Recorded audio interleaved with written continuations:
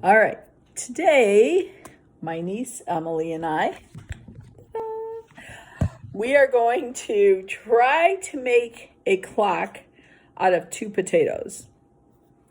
These are the only 2 potatoes I could find in the kitchen today. So they're not very big. I'm hoping this works. We're going to see if it can. And Emily's going to be the scientific engineer over here putting things together. So here we go. Okay, so first I'm taking a copper plate and a zinc plate, and I'm taking this small piece of wire with open ends, and I'm connecting the wire to each. Carefully thread the wires exposed. So be super careful, and I'm threading the open end of the wire through each of the plates. Do they go on the same end or the opposite ends? There's only one hole. Okay. So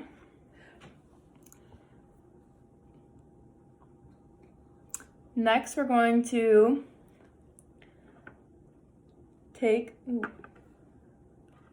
okay, so you want to make sure these are secure, so I'm going to kind of bend them.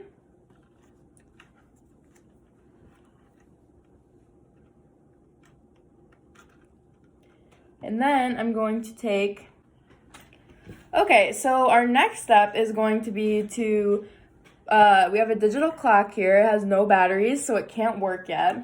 And our next step is going to be to thread our black and red wires through an additional set of copper and zinc plates. So first we're going to connect the black wire, and we're going to put it on, hold it on there. Why don't we just feed it through, no? You know, I was wondering the same thing. I don't really know why. Okay. Maybe we tape everything. It looks like it says adhesive tape provided. Yeah, so we tape everything. So we feed it through here. Yeah, you feed it through and then you tape it. So we're gonna I'm just putting the black wire through. Is this the zinc one? Mm-hmm. And just turning it around there like that, and then we'll just tape it into place. That makes it a little easier. Yes. Makes a lot more sense. All right, and Okay. then the other one. We're gonna take the little red wire and feed it through the copper plate. And then once again, we're gonna just pinch it and secure it, and then take another piece of adhesive tape.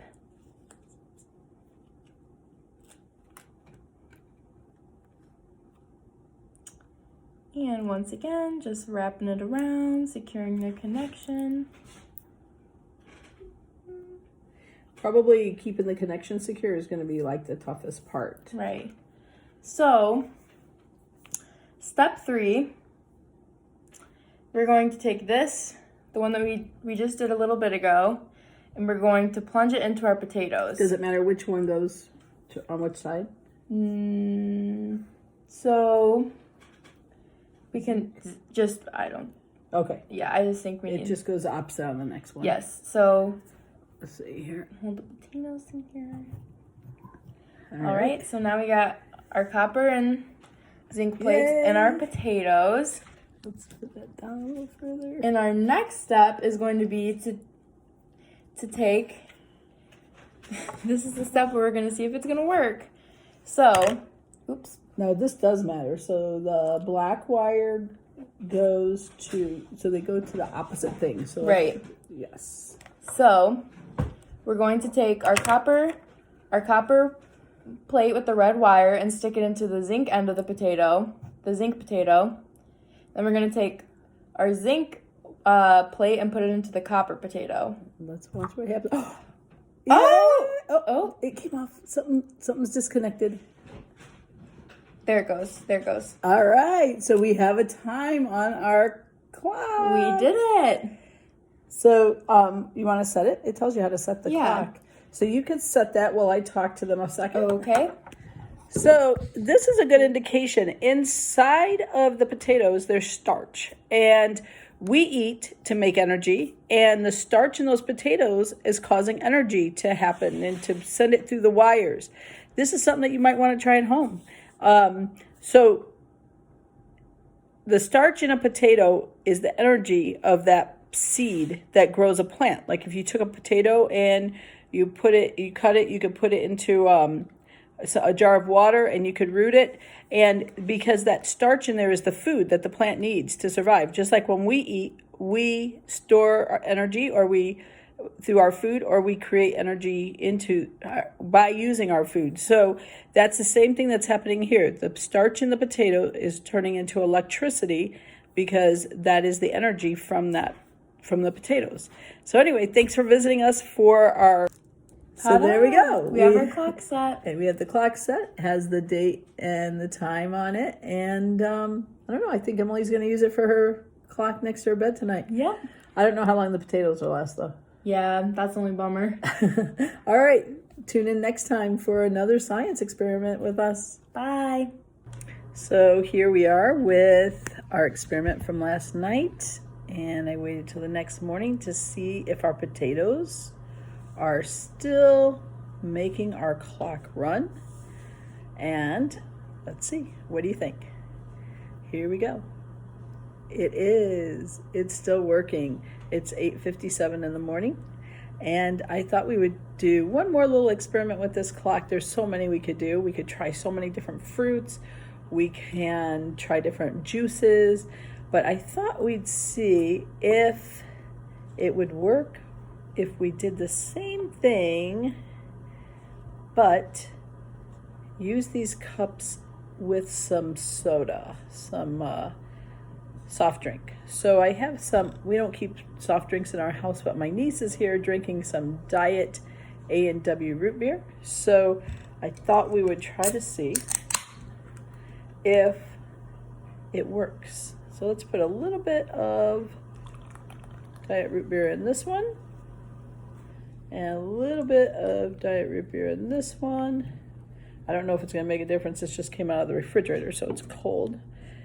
But we're going to see if this works. So the important things is that we cannot let these rods touch each other. So I'm going to take this one out of the potato. Let me get a little tissue here. Wipe this off. All right. So I'm going to wipe that starch off of the copper rod. All right. So I have this one I'm going to put in here. And you can see as soon as I disconnected that, the clock is not working any longer. And then I am going to take the zinc one from the other potato. I'll wipe that off a little bit and put that into this pop over here. And then I'm going to put in the zinc one from this potato. And remember, these cannot touch.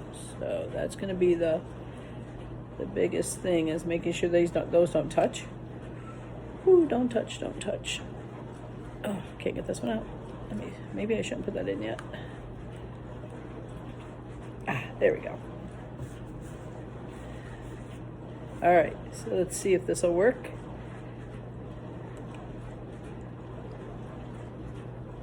All right, they are in. And what do you think? Do you think it worked?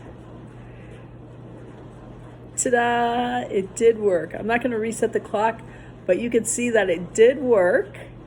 And so the pop also is giving the clock energy, the energy it needs to change into electricity.